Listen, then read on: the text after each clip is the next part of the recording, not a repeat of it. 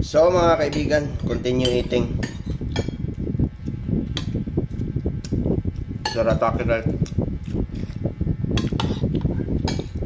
Shirataki with noodles.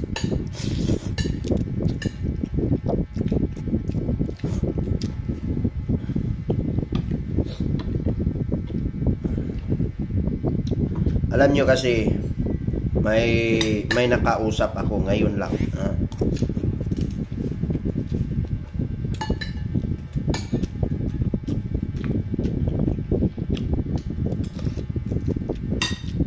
Direkta kong sasabihin sa inyo,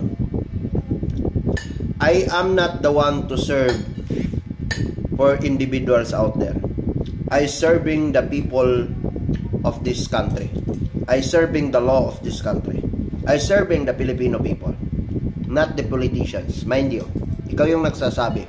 Kanina pat kita nakausap.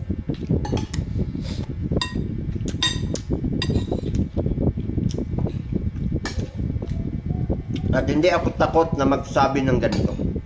Sapagkat po, I am appointed the law of the land under of the Philippine Constitution, which is the supreme law of the land.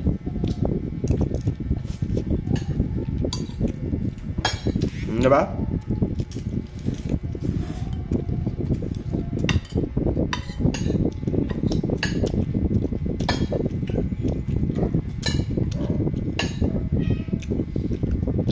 Yung iba dyan, yung malalaki or sino man yan sila, yung sinasabi ninyo, hindi ho ako kasama dun.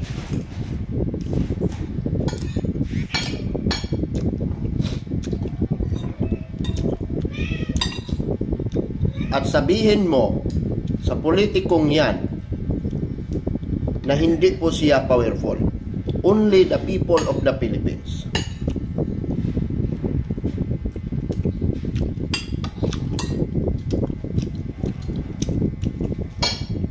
Kasi may naano ho tayo, may nakausap ho tayo kanina.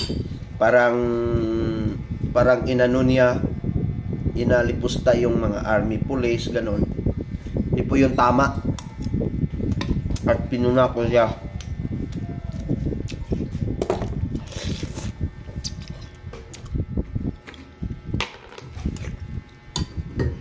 Ayan, hindi siya nakapagsabi. Wala siyang masabi.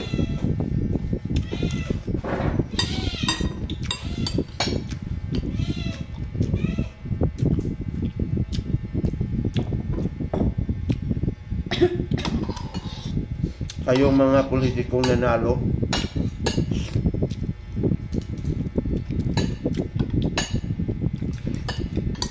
okay lang sana yung mga mabubuti. Pero kayong mga gunggong dyan, ito tandaan nyo.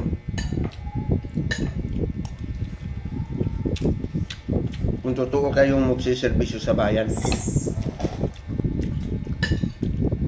magsiservisyo kayo.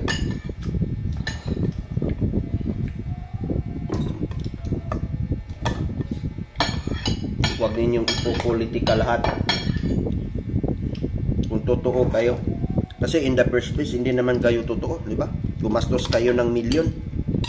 Saan niyo yan babawiin?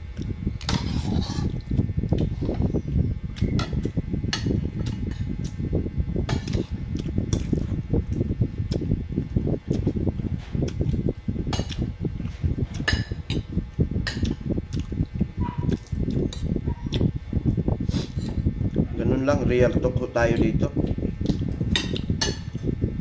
Kasi parang nagagalit ako kanina.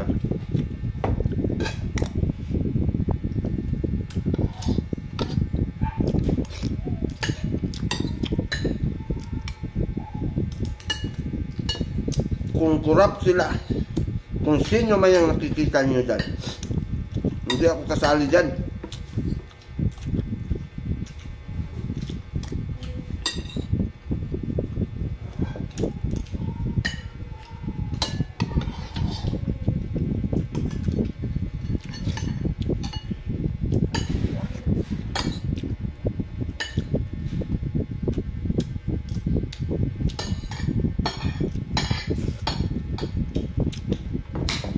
Tama ba? Kaya, huwag kang mamagaling-galing.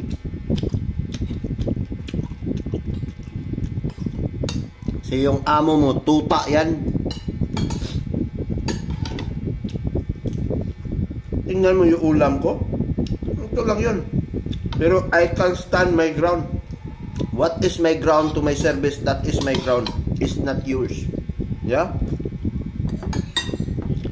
Kaon ram kay mitibag nulon saging sa una. Aron makahuman, nag-eskwela, magbaklay. Karon, ginamos, gulay, noodles.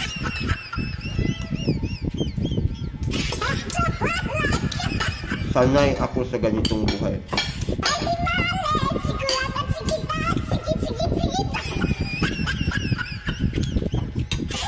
Yung iba tumatanggap ng SOP dyan. Huwag niyo idadamay lahat.